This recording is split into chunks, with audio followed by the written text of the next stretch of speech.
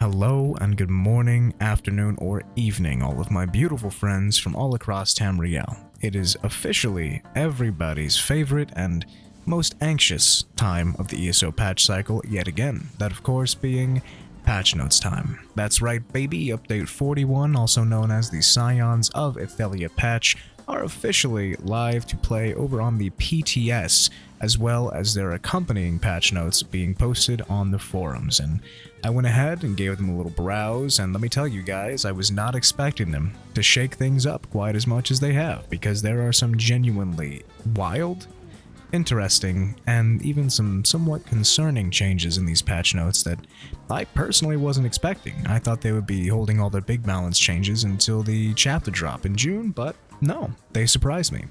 That includes brand new sets, as usual, a brand new Mythic, which is actually quite an interesting, thought-provoking item, large, sweeping changes to status effects as a whole, and of course, many changes to just about every single one of our favorite classes' kits, except for Templar, for some reason. For some reason, ZOS decided to completely ignore Plar this patch and give them not a single change, no buffs, no nerfs, nothing. Whether that is a good thing or a bad thing, I'll let you guys decide. Before we do dive on in here though, I would just like to take a quick moment to thank my YouTube channel members for the support. Since I have come back to doing YouTube videos, we've gained a whole 2 of them. We got Durnhold and we got I Do Some Racing. Thank you fellas for supporting the channel, and if anyone watching this video would like to support the channel and receive some small perks such as emotes for use during live stream or comments, having highlighted comments and messages during streams, a member badge, and starting next patch early access to all of my build videos, then consider becoming a YouTube channel member yourself, or you could even just drop a like on the video and that would also be pretty damn helpful. Alright, so the way we're going to do this is I'm going to take a peek at every single section individually, at least the important ones. We're going to talk about the big changes or additions, I'll give a few thoughts, and at the end, we'll look back and we will decide what I personally think are the good, the bad, and the ugly bits of this round of patch notes. Let's go ahead and dive in. So to start us off, I want to start with the changes to status effects, because these are pretty grand, pretty dramatic, and they will affect most, if not every single build in the game to some degree, and I think some of the changes to both existing skills as well as new item sets were made with these changes in mind, so it'll be good to have this knowledge already going in. We're going to start with our trifecta of elemental status effects, that being Burning, Chilled, and Concussed. Burning had its damage reduced by 6%.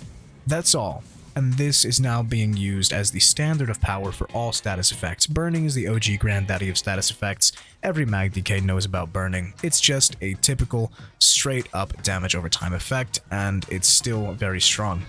Going now into Chilled, this increased the damage of the status effects activation by 106%. So now when Chilled activates, it'll be doing more than twice as much damage, as well as its other effects, which I think reduces damage people do by 5%. Pretty strong, and now it's going to be stronger. Very good change, like to see the extra burst damage. And then onto Concussed, increased the damage of this again 106%, and then added a new effect that makes it deal 15% more damage to enemies that have been recently concussed, which apparently operates the same way as Wall of Elements conditional effects do. I don't know anything about Wall of Elements, but if you do, then you understand this. Basically, Concussed is a lot stronger now on top of what it already does.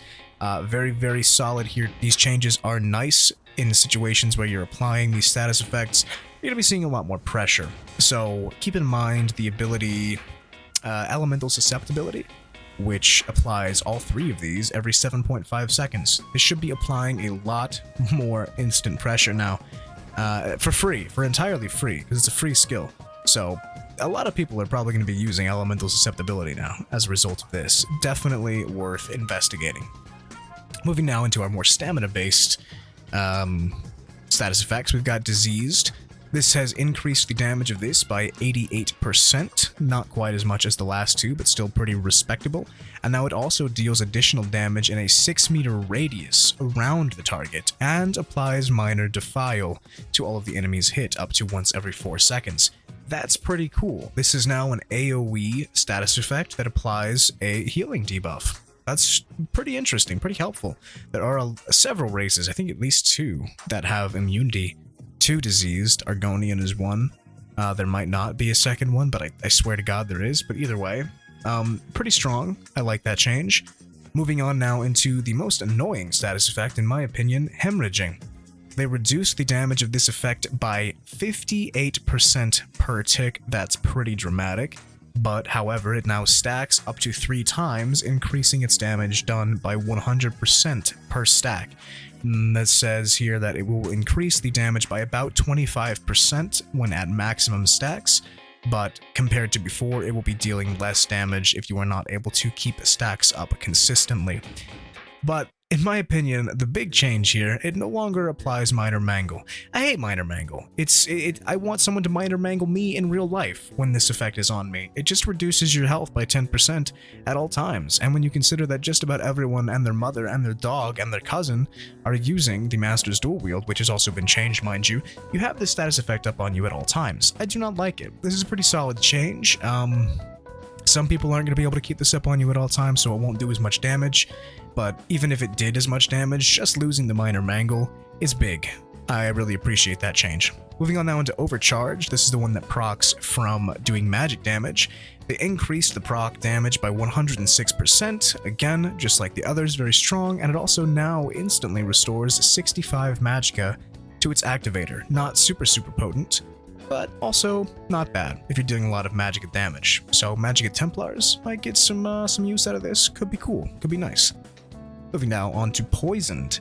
Reduced the damage of the status effect by about 30% per tick, reduced its duration from 6 seconds down to 4, but it is now considered an execute damage, and it deals up to 100% bonus depending on how low the target's health is, 1-to-1.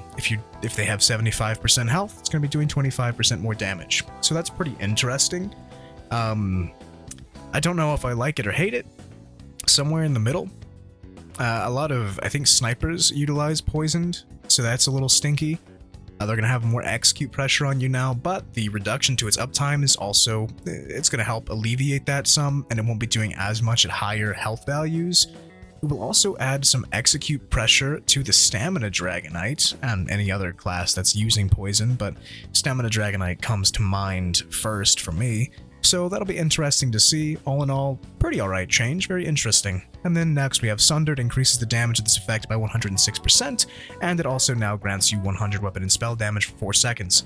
Personally, I think it's very interesting. I don't remember if Sundered still applies Minor Breach automatically, but if it does, this is going to be a very loaded status effect. It will give you a solid damage proc, some extra weapon and spell damage, and extra pen if it still does that. I can't remember, I need to go check.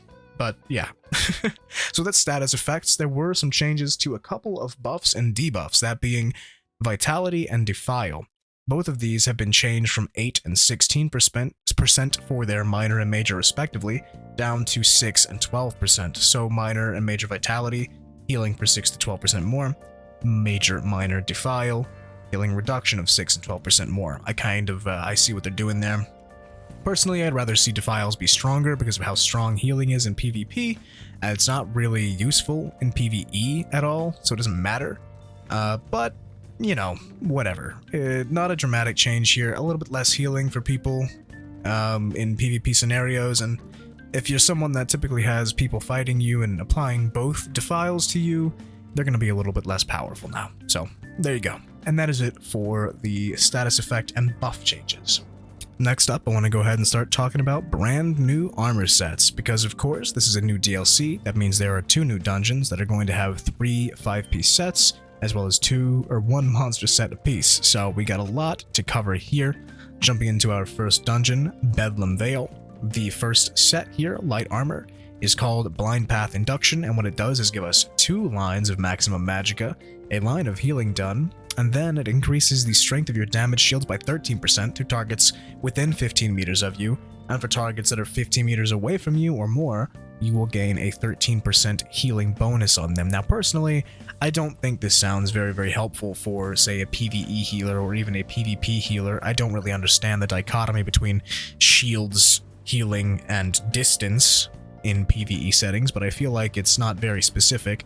I feel like there's not a lot of situations where someone's going to be exactly 15 meters away from you, so you're like, thank God, now I can heal them slightly better. So I don't think this is too interesting. However, one thing that might be interesting is if the damage shield buff applies to you, because you're definitely not going to be 15 meters away from yourself unless you were, say, having an out-of-body experience.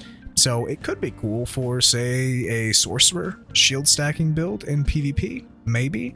I don't know, there might be choices out there that give you a better buff, but I mean, 4% healing done is pretty nice to have in general. The extra shield strength would also be quite nice for a back bar if it works like that, but I don't play Sorcerer, I really don't know. So, Sorc mains, pipe up in the comments. Moving on to the medium armor set, Tarnished Nightmare. This gives a massive 3 lines of critical chance, and then when you deal critical damage to an enemy, you get a nice stinker of a proc damage effect, which gives an AoE proc damage that deals the Sundered status effect, which will deal some additional physical damage as well as apply minor breach to all targets for 4 seconds. Now, it has an 8-second cooldown, meaning that the minor breach effect here is going to be, at best, 50% uptime. So, for this to be useful at all, the damage is gonna need to be really high on this, but since it is an AoE effect, I don't think it will be. So I'm not really sure a lot of people are going to be using this. It just doesn't sound all that useful. The armor debuff is nice, but there are other ways to get it that are a lot more reliable, and then you could use a better proc set on your front bar if you wanted to. So I don't really see this getting much use. I'd probably avoid it. And then the real stinker here, we got the heavy armor set Reflected Fury. This gives 2 lines of max HP, 1 line of maximum stamina, and then when you taunt an enemy, you gain a stack of broken shards for 5 seconds, up to 5 stacks. You can gain 1 per second, and then when broken shards ends, you release the stacks in an 8-meter blast, dealing physical damage to enemies hit and applying major maim to them for 3 seconds per stack, so up to 15 seconds of major maim. And yeah, that it also has a AoE damage based off your maximum health. I don't really see this getting a lot of play in PvP, because there are other choices. The uptime on major maim, it might be nice, however.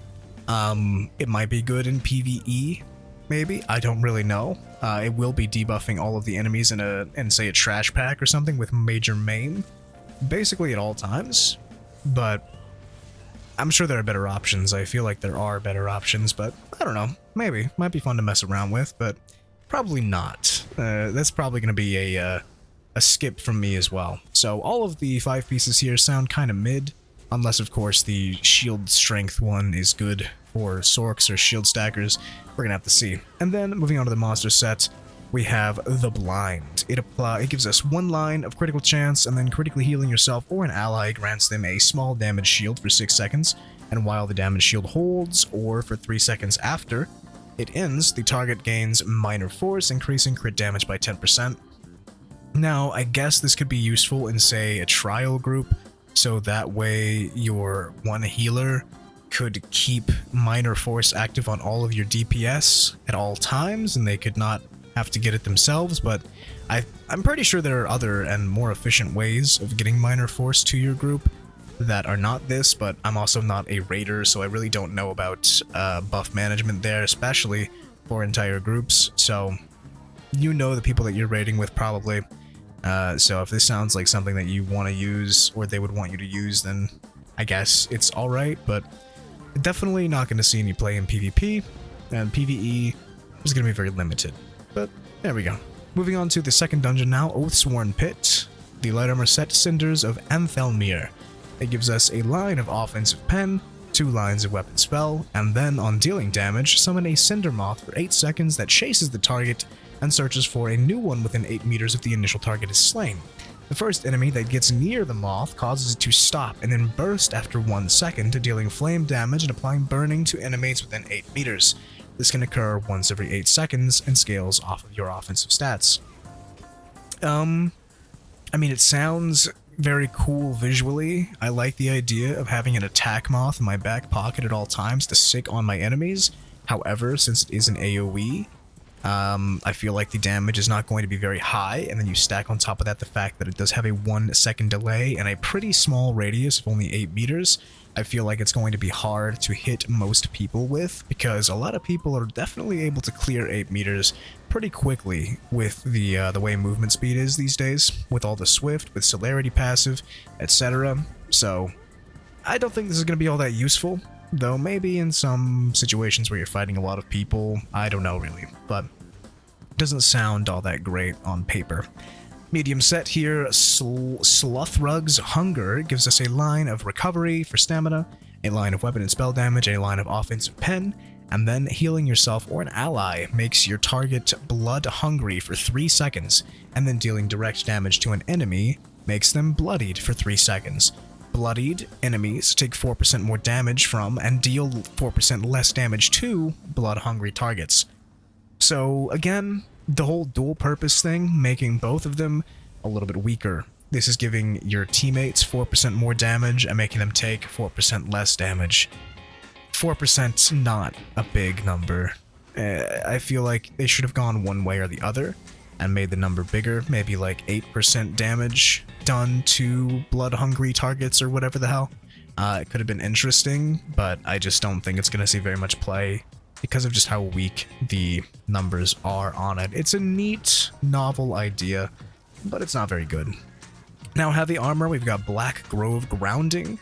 Gives you a line of healing taken, 2 lines of maximum HP, and then after taking direct damage 3 times within 5 seconds, you create a 5-meter area for 10 seconds. You and your group members who touch this area gain grounding, reducing the cost of dodge roll and increasing block mitigation by 12%.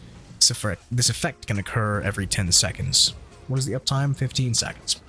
So, in a perfect world, you could say have 100% uptime on 20% roll dodge cost mitigation and bonus 12% block mitigation.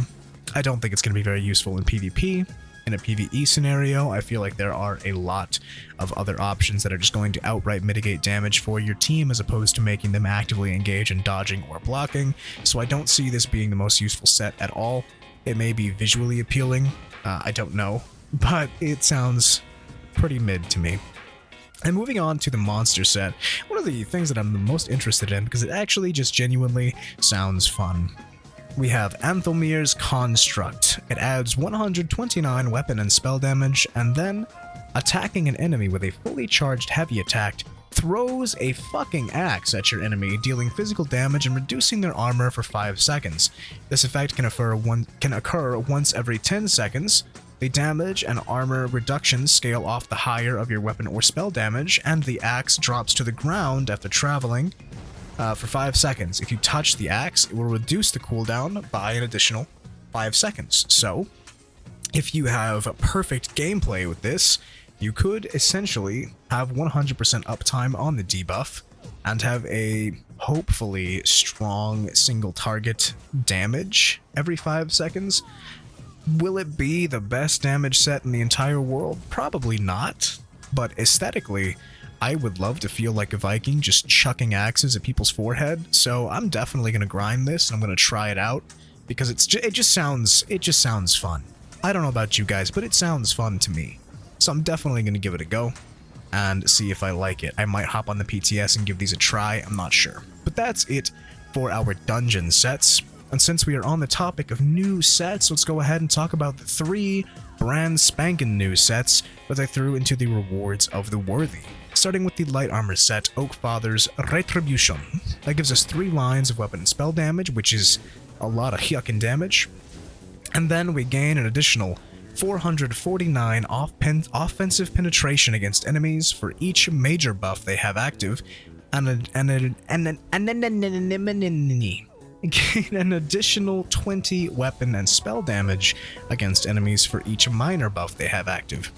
Now, most people are going to have around 6 to maybe 7 major buffs active just from themselves at just about all times. So we're looking at around 3,000 penetration from this on most targets right off the bat.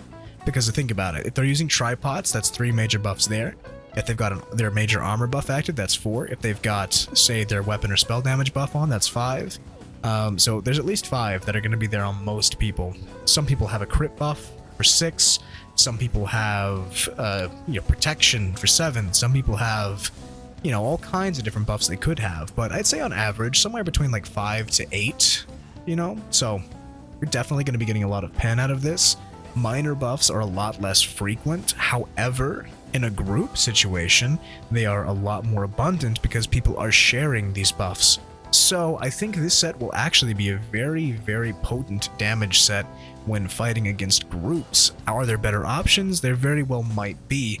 However, this one will be pretty strong, and I'm definitely going to give it a try. Medium armor, we got blunted blades. This is another one of those weird dual purpose sets, which I think makes it less interesting or less useful. It gives us a line of armor, a line of maximum stamina, a line of weapon and spell damage, and then when you take direct damage, minor innervation is applied to your enemy for 4 seconds, reducing their critical damage done by 10%. This effect can occur once every 5 seconds. Increases your damage done to enemies with minor innervation by 6%. Now, minor innervation is nice, I guess, because there is not so much an abundance of crit out there right now, but there are, say, Nightblades and maybe Templars or mechanical acuity builds that are stacking pretty nasty criticals, so the mitigation isn't universal, but it's also not useless. But it also does give you an extra 6% damage on pretty much anybody. I don't know if this is going to be 5 seconds per target, or if it's going to be 5 seconds total. If it's 5 seconds per target, it might be pretty decent, but I feel like there are sets that'll just give you better damage, and that will be better for you. The fact that the 2-piece here has a line of armor is, again, a little confused. It's the dual purpose thing, it makes it just a weaker set in general. It's got multiple purposes, and it's not excelling at either of them. Personally, I'm going to skip this set, but if you don't like Nightblades slapping your jimmies, then maybe give it a go. And then lastly, our heavy armor set, Bandar's Blessing, gives us a line of armor, 2 lines of max health, and then reduces the duration of breakable crowd control, immobilizes, and snares on you by 70%, but also reduces your uptime on those effects by 38%. This also sounds kinda useless to me. It will, say, on a PvP tank, maybe make it, to where you don't have to break free of things very often, because they're going to be so short that you can just stick it out for 1 second and save that big chunk of stamina. But aside from that, it just doesn't sound all that great. Again, kind of a flop of a set for me. So the only one that sounds very good here is the light armor one that scales off of buffs. All in all, kind of mid, but at least there's one interesting set in the bunch. While we're on the topic of PvP though, with rewards of the worthy, let's move on to some tiny changes they made to PvP that are quality of life, and, I appreciate them. First of all, they have unified repair kits. Gone are the days of there being door, wall, mile gate, bridge, any of that stuff. Repair kits, siege weapon repair kits, all that shit. Now there is just one universal Cyrodiil repair kit, which can be used on anything and will do the same amount of healing as the individualized ones did to those items. This is going to be great for your inventory management if you do like to go around repairing stuff, and it'll be nice. Speaking of inventory management and quality of life, they are also now allowing us to stack siege weapons. Personally, I don't do a lot of sieging, but when I do, I like to stock up because I'm probably going to need a lot of ballistas to get through a door by myself. And that takes up, say, 20 fucking inventory slots or more. So now you can stack up to 20 items, siege weapons, on top of each other in your inventory. So that is really going to help your inventory management. Now you can keep big stacks of every kind of siege weapon if you want to, if that's your kind of gameplay. So, small change, but like to see it. And now the last item that we have to talk about, the last brand new item, is of course the new Mythic item. It is a necklace called the Torque of the Last Alien King, and it is a very interesting piece of gear. What it does is disables all other item set bonuses that you have and increases your damage done by 20%, reduces your damage taken by 20%, and increases your healing done by 20%. Now this is very, very interesting. personally, I don't know if it's going to be more effective than a properly built build with, you know, 2 strong 5-piece sets, a monster set, and another mythic on, but it very well might in some situations. I guess we'd need to do some testing, which I might do. I don't know. I haven't decided if I'm installing the PTS yet or not, but these numbers are not to be underestimated. 20% is big, and 20% healing bonus is pretty large. 20% damage mitigation is pretty big, and damage done less so, because I feel like there are a lot of ways to get more damage done. But the thing is, with them getting rid of all other set item buffs, that's going to be really strange. First of all, that's usually where you get all of those things, meaning that you're going to have to get all of your weapon damage, your armor values, your crit rates from other sources, that being the buffs that you choose to take with you into combat, the potions you use, the mundus you choose, the item weights, the enchantments, all of that. So if you're able to make up for the lack of set bonuses with those things effectively, then it very well might be a powerful mythic, because it's giving us strong percentage modifiers, kind of like Oakensoul does, just less so without the 1-bar requirement. So, could very well be interesting. However, I feel like 20% is just not quite enough to make this stand out above a proper build. I'd say a slight buff to maybe 25% on all of this would make it a little more appealing, because you are missing out on a lot of actual stats that contribute to these. Because if you have a lower overall base damage because you aren't able to get big weapon and spell damage from your sets, then is that 20% really going to mean much when it's modifying a lower number? I don't know. We're gonna have to see. But definitely very interesting, and if it works well, then it could be a good addition to your Mythic collection. Now, right before we hop into what I think is one of the most interesting sections, and the final section being that of the class balance changes, I do want to just address one more small little quality of life change that I do appreciate. They are increasing the amount of keys that you get from Undaunted Key thingies, okay? The Undaunted have finally recognized the increased difficulty of daily dungeon quests offered by Urlog Chiefbane. Accordingly, the Undaunted Key rewards have been increased to incentivize intrepid adventurers to band together, whatever. So basically the DLC dungeon dailies are going to be buffed. Now, if you do the dungeon on normal, you'll get 2 keys. If you do the dungeon on veteran, you'll get 3 keys. If you do it on hard mode, you'll get 4. So veteran, just quickly running through the dungeons on veteran is probably going to be your best bet as a more casual player, because they're not that bad.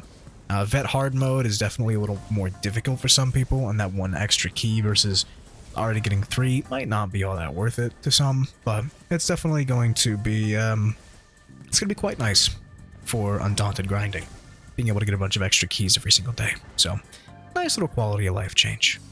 Now lastly, we're going to go ahead and move into our class balancing changes. I know a lot of people were hoping, praying even, for Arcanist nerfs. But I'm just going to go ahead and tell you, that didn't happen. There are no Arcanist nerfs. One ability was slightly reduced in its effectiveness, and it's not really going to make any big difference. So, if you were holding out for Arcanist nerfs, it's time to give up hope. That's okay, though. I'm sure it will be nerfed by the time the next major class comes out, which will be broken. So it's fine. But anyway, let's go ahead and talk about them. First of all, Pragmatic Fate Carver. Fate Carver in general had its damage reduced by 7% per tick, so the big beam will be doing just a little bit less damage.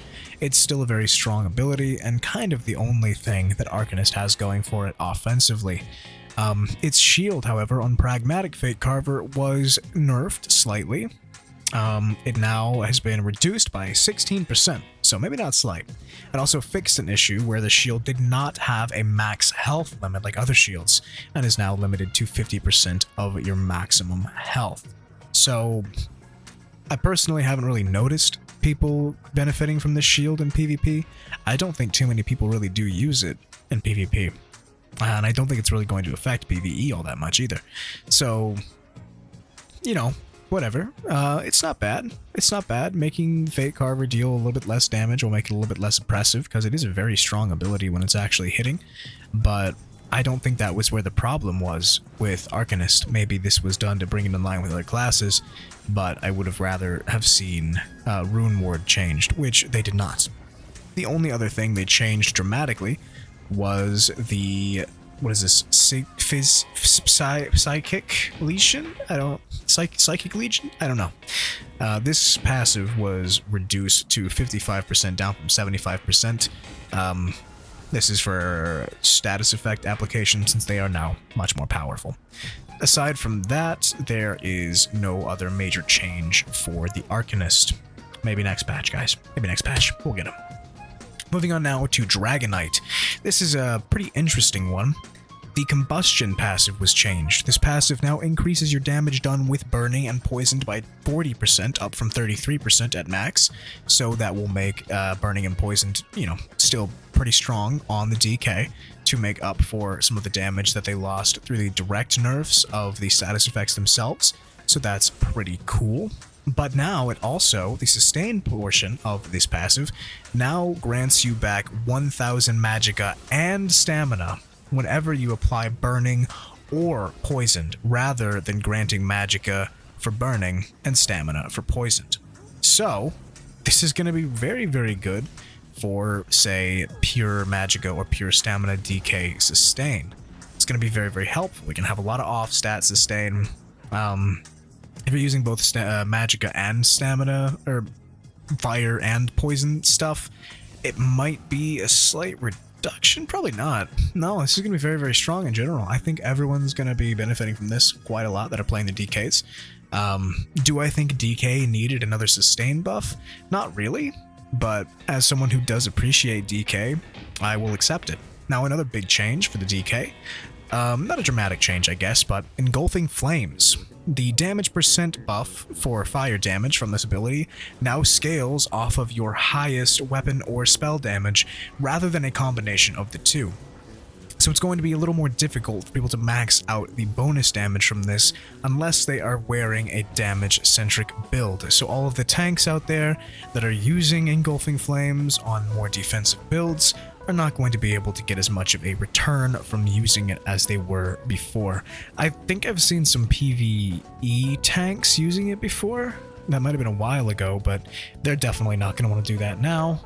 Just throw it on your DPS. It's whatever. Moving now into Necromancer. I know some people are really upset with the way Necromancer is right now. They think it's not strong enough. And don't worry, guys. ZOS did not do anything to fix that. What they did do, however, was rework Blast Bones, turning it into a buffing ability. Now, instead of throwing out a homing missile skeleton man to blow up your enemies, it makes a skeleton man come over to you and tickle you and make you do more damage over time, which is interesting, I guess. The Necro already had a buff to damage over time effects through passives, but this will make them even more powerful with their damage over time, with the Stalking Blast Bones morph now changed to Gravelord's Sacrifice in name. It will give you an additional 20% buff to your damage over time effects. So I guess if you find some way to run a dot build on the Necromancer, it could be pretty powerful, but they have lost their primary burst tool. However, Blighted Blast Bones, the stamina morph of old Blast Bones, is still the same. It is still a guy that runs at people and blows up. But they also reduce the cost of that one, so now it's easier for, say, a Magicka-focused Necromancer to use it, since they can no longer use Stalking Blast Bones. Which is weird, because I think Stalking Blast Bones was the stronger of the two morphs. So, rest in peace, Necromancers, I guess? Let's see what else. They also they buffed Death Knell, the passive that gives you crit chance, up to 5 and 10% rather than 4 and 8.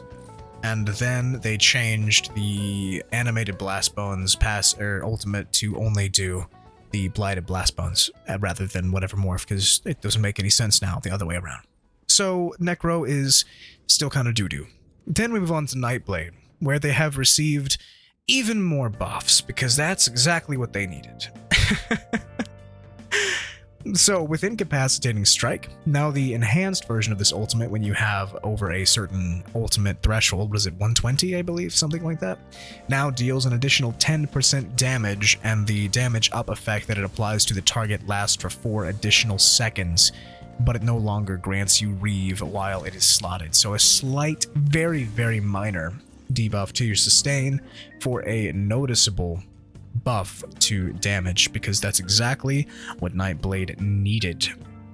Speaking of them hitting harder, Concealed Weapon was changed. This morph now deals an increased 10% damage at all times, always, plus an additional 10% damage for 15 seconds after leaving stealth or invisibility, rather than granting you Major Berserk. So this ability itself is going to be hitting harder, but all of your other abilities are going to be losing out on that 10% damage. So I guess that kind of lowers Nightblade's overall damage output, and it will balance Incapacitating Strike in that regard if you were using Concealed Weapon. It also will now grant you Minor Expedition no matter what bar it's on. So that's cool, I guess. That's fine. We don't hate that. Then they made a change to Debilitate, to where it no longer guarantees the proc of the Overcharged status effect, because it is now much stronger. And then moving on into the Siphoning Strikes ability. This is the interesting one, because they completely reworked it. Now when you cast this ability, you will instantly drain 4,000 of your HP to restore 2,000 Magicka and Stamina. And when this is slotted on either bar, any damage that you deal will heal you for 1250 every second. Only once a second. This is really strange. I don't think it costed health before. It used to cost magic or stamina, if I'm not mistaken. I don't play Nightblade often. But they have changed it now, of course, with the morphs. Leeching Strikes will now increase the passive healing done to 1800 health, and whenever the heal activates, it reduces the cost of your next Leeching Strikes cast by 10%, stacking up to 10 times. Cost reduction lasts until you use it. So, if you wait 10 seconds to use this ability, it will cost no HP, and it will give you back a reasonable amount of resources, 2,000. In Siphoning attacks, this morph now increases the resources returned up from 2,000 to 2,600, and whenever the heal activates, you also restore an additional 200 Magicka and Stamina. So, Siphoning attacks will be actually incredibly powerful for your sustain. Very, very strong. It will hurt you, though, quite a bit, because you're going to be casting for 4,000 HP to get that sustain. Leeching Strikes, however, will alleviate some of that and give you a stronger heal. So, interesting changes to this ability. I don't think they really shake up Nightblade all too terribly much, but, you know, adds a new spice to it. Moving on to Sorcerer. Encase got a change, and this ability and its morphs now apply Major Maim to enemies for 10 seconds, which is kind of a big deal. They also still immobilize enemies, which is cool. So basically, this is going to make support tanks in PvP and maybe PvE. I don't know if they'd really use this ability in PvE. I don't really think there are too many sword tanks in PvE, actually, but Major Maim's pretty good. 10% damage mitigation on anyone that gets hit by this, so that's pretty solid. They reduce the cost as well, and they have changed both of the morphs. They have changed Restraining Prison to Vibrant Shroud. The ability now heals allies in the area with the same healing potency of Blessing of Protection, rather than attempting to immobilize enemies. It will also continue to apply Major Maim to any enemies in the area, and will also apply Minor Vitality to allies who were healed for 10 seconds. They have increased the cost of this ability up to nearly 5,000.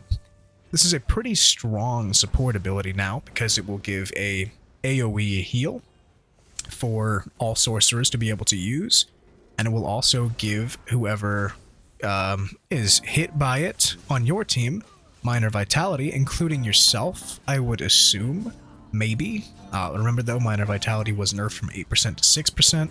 so not that crazy, but it also does apply Major Maim to enemies, making them deal 10% less damage. So this could make support sorcerers very, very powerful. And then the other morph, Shattering Prison, they renamed this to Shattering Spines to avoid confusion with Ruin Prison. Okay, the morph's damage now happens after its own distinct effect timer ends, rather than when the immobilize ends. This will allow the damage to apply to targets that were immune to immobilize effect, and will also allow the ability to deal damage every time it is cast. They also increase the damage of this ability by 10% to make up for its delay. Very interesting changes to Encase. Very, very interesting.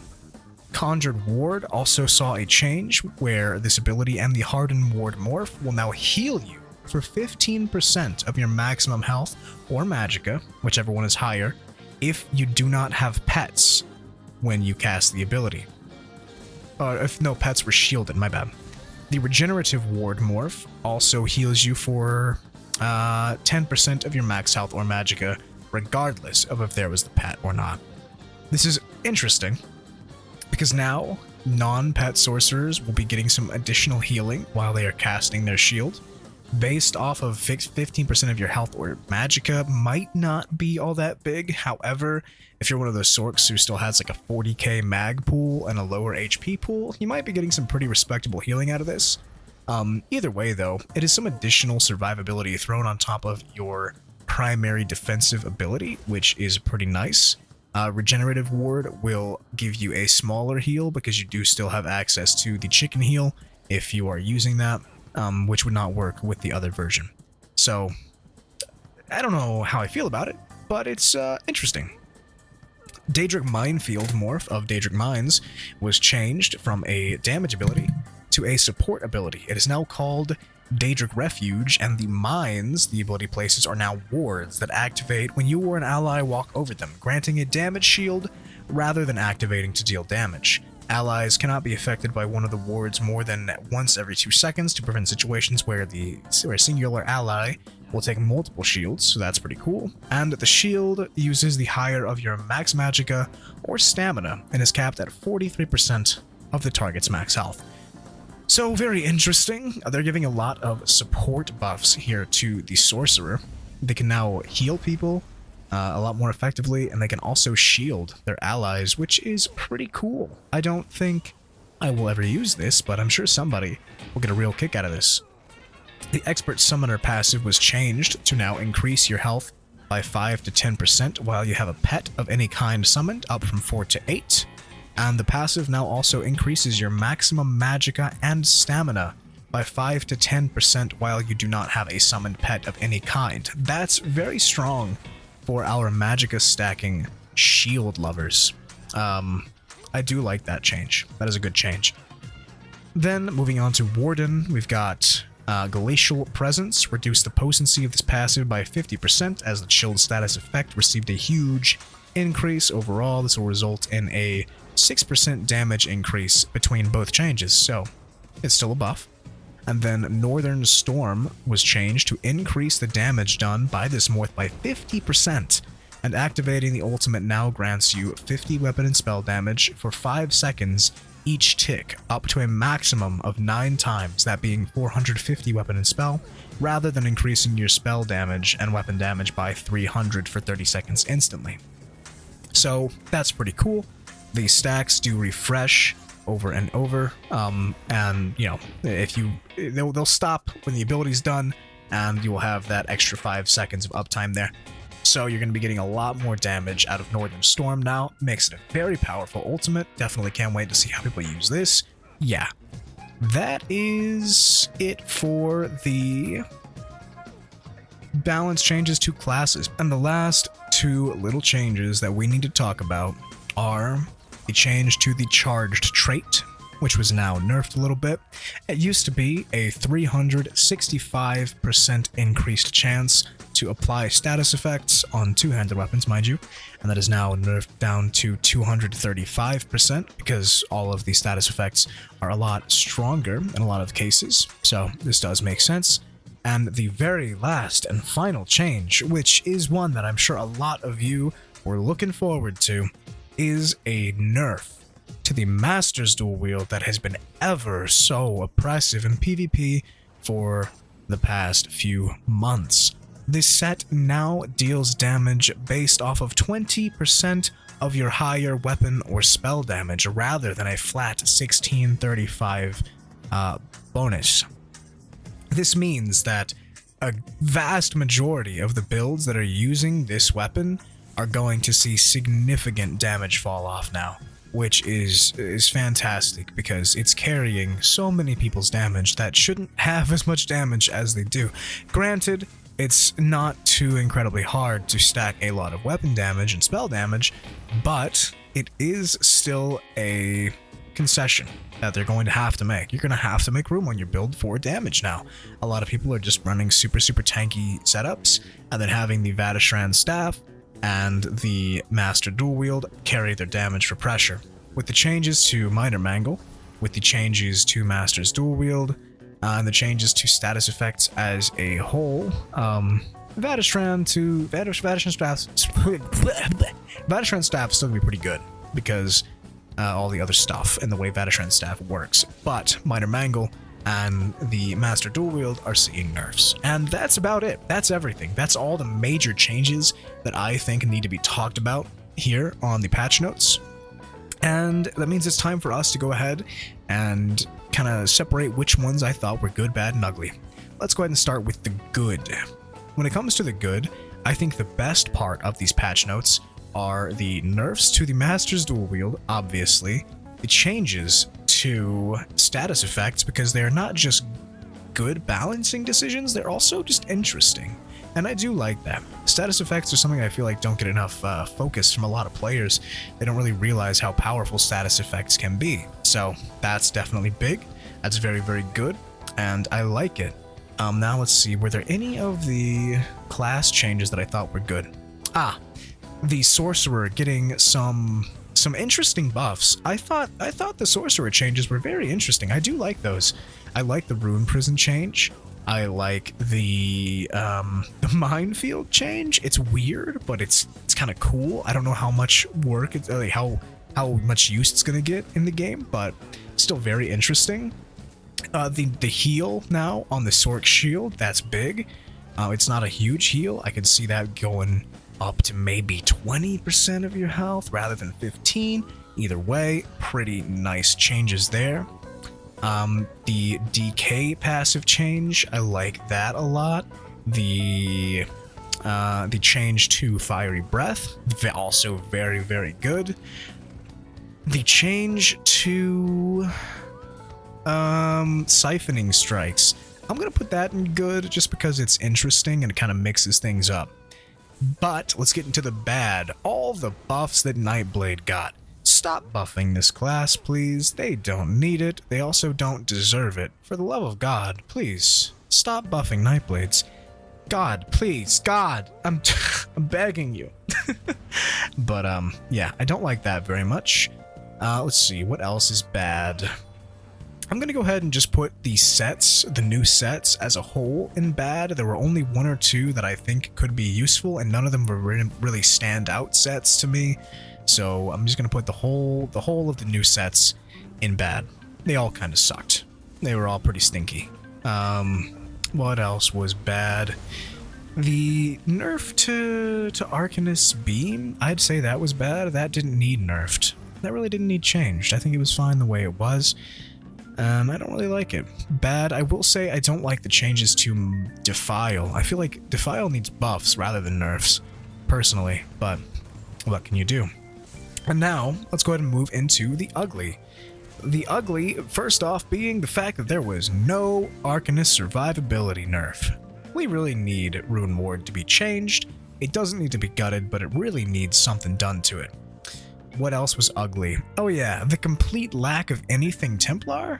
There was not a single change to Templar. Nothing. Nada. Zip. Zilch. And granted, I think Templar's in a good place right now, but it definitely does need a little bit of help in its offensive kit. The only thing that is super strong on Templar is its beam, okay?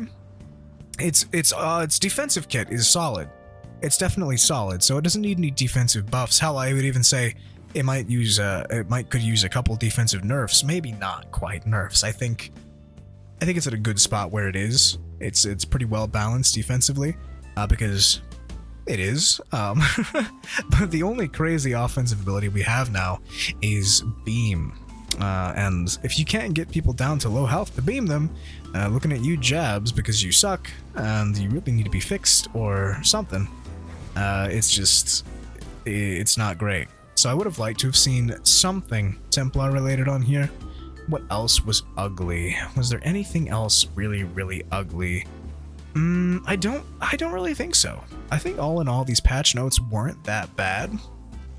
I guess we can also throw the quality of life changes we got into good. The Undaunted Keys, the stackable siege, the repair kits, that was all pretty nice little stuff, but it's not super game changing. But all in all, I think this is a pretty solid, respectable patch notes, and I can't wait to see how they progress going forward.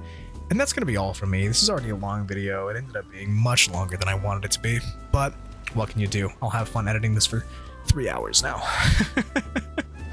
But yeah, that's it, guys. I'm going to go ahead and get out of your hair. Follow me on Twitch, join the Discord, make sure to subscribe to the channel if you're not subscribed to the channel, and also remember to have an absolutely fantastic, amazing, wonderful day, because you deserve it. Kuro out. Bye-bye.